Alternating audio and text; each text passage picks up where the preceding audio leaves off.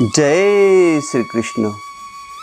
प्रिय मित्र हो, आज हम देखने वाले हैं समय की कितनी कीमत होती है। समय को कैसे संपत्ति समझना चाहिए। समय जीवन में कितना मूल्यवान है।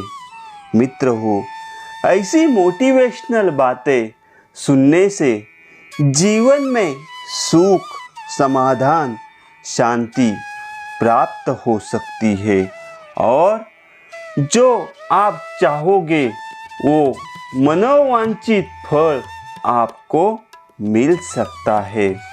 मित्र हो, इस परम पवित्र अध्याय को शुरू करने से पहले कमेंट में जय श्री कृष्ण ऐसा लिखकर चैनल को सब्सक्राइब कीजिए।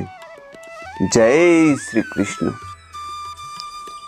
मित्र हो, किसी के पास कितना धन है यह महत्वपूर्ण नहीं, उसके पास कितना समय है यही महत्वपूर्ण है।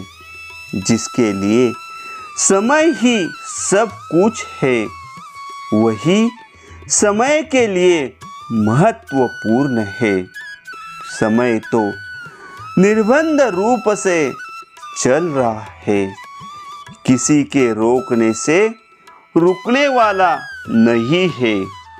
जो समझता है कि उसके रुकने पर समय भी रुक जाएगा, उससे बड़ा नासमझ दूसरा नहीं है। जो अपना समय नष्ट करता है वो अपने आप को भी नष्ट करता है। समय तो सीमित है और हमारी अपेक्षाएं असीमित।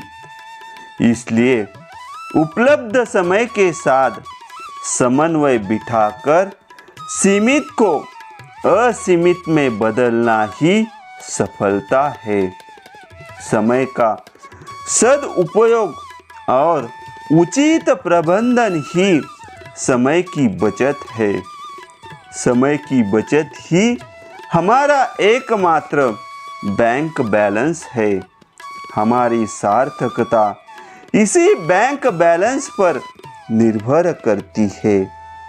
यह सही है कि सभी को एक दिन में 24 घंटे ही उपलब्ध है।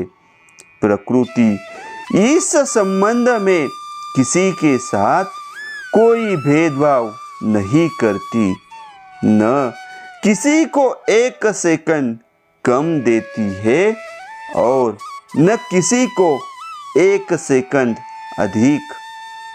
किंतु यदि आप चाहे तो अपने समय की फिजूल खर्ची को रोकते हुए अपने समय में आशातीत वृद्धि कर सकते हैं। आप दूसरों को भी अपने काम में भागीदार बनाकर उनके थोड़े थोड़े समय को अपने समय में जोड़कर 24 घंटों को असीमित घंटों में बदल सकते हैं। अर्थात समय को बढ़ाया जा सकता है। समय को बढ़ाने का दूसरा नाम ही सफलता है। जो समय का ध्यान रखता है समय भी उसका ध्यान रखता है। जो समय का सम्मान करता है समय भी उसका सम्मान करता है। जो समय की बचत करता है समय भी उसका बचाव करता है। जो समय की फिजूल खर्ची करता है समय भी उसे रास्ते में ही खर्च कर देता है। जो समय के पीछे चलता है समय उसे सदा के लिए पीछे ही कर देता है। एक व्यक्ति को अपने जीवन काल में समय मिलता ही कितना है। जीवन के प्रथम 25 वर्ष तो वह शिक्षण, प्रशिक्षण व जीवन की तैयारी में लगा देता है। व्यक्ति सामान्यतः 60 वर्ष की आयु तक ही क्रियाशील रह पाता है। इस प्रकार उसे मात्र 35 वर्ष का सक्रिय जीवन ही मिल पाता है। इस अवधि का 2/3 कालांश तो सोने, जगने, नहाने धोने, घूमने फिरने, खाने पीने और मौज मस्ती में ही चला जाता है। जरा हिसाब तो लगाइए, जीविकोपार्जन के लिए उसे कितना कम समय मिल पाता है।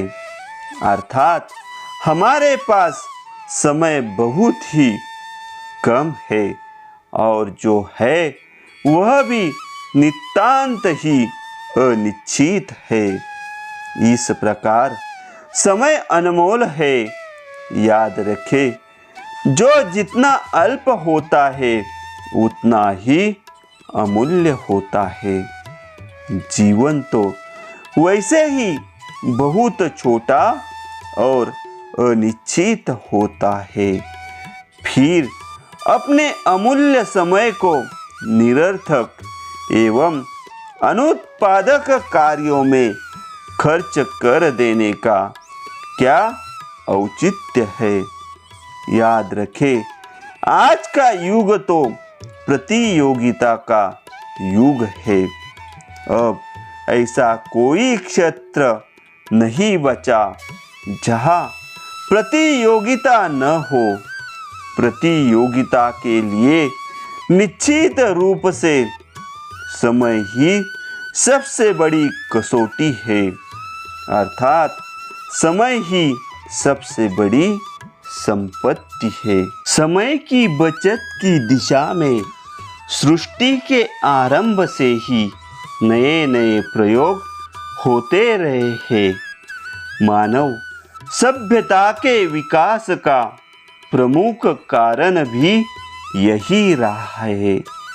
आज तो आधुनिक तकनीक की मदद से बहुत अधिक समय बचाया जा सकता है और आने वाले समय में तो समय को बचाने की दिशा में बहुत बड़ी क्रांति होने वाली है। अर्थात हम आधुनिक तकनीक के माध्यम से अपने समय की बचत करते हुए बचे हुए समय को अन्य सृजनात्मक कार्यों में लगा सकते हैं। समय की उपलब्धता ही हमारी सफलता है।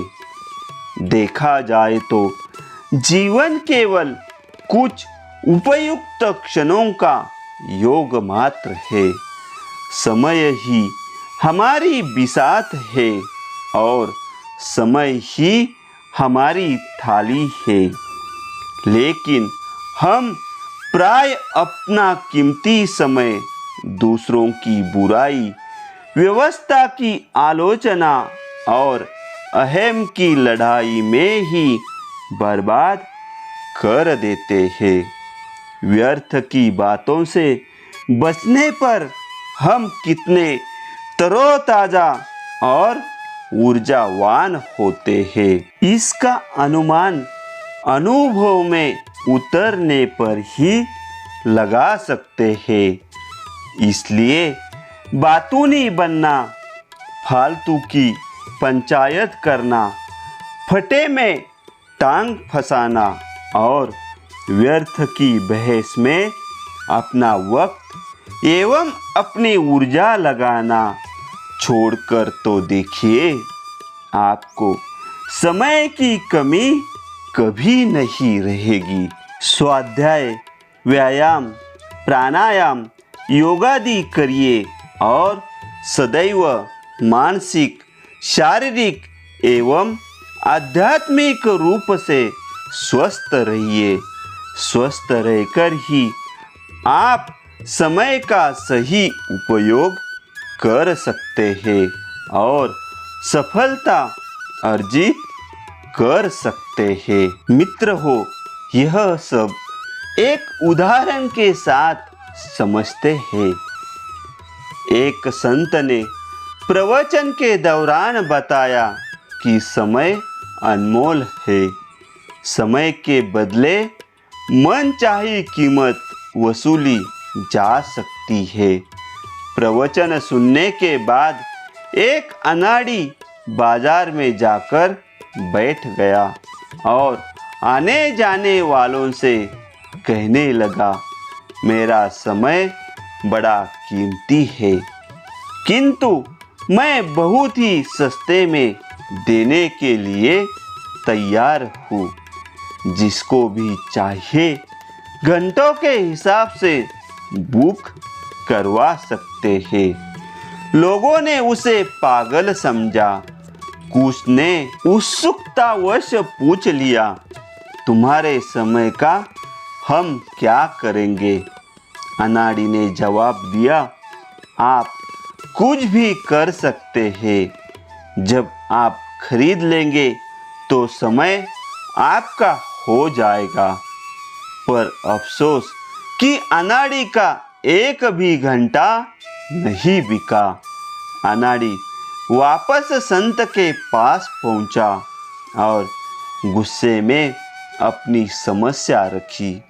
संत ने हंसते हुए समझाया, वक्त तो ब्लैंक चेक है, उस पर श्रम की कलम और विचारों की स्याही से धन राशि लिखनी पड़ती है, तब ही समय की कीमत मिल जाती है। मित्र हो, इस प्रकार यह परम पवित्र अध्याय संपन्न हुआ।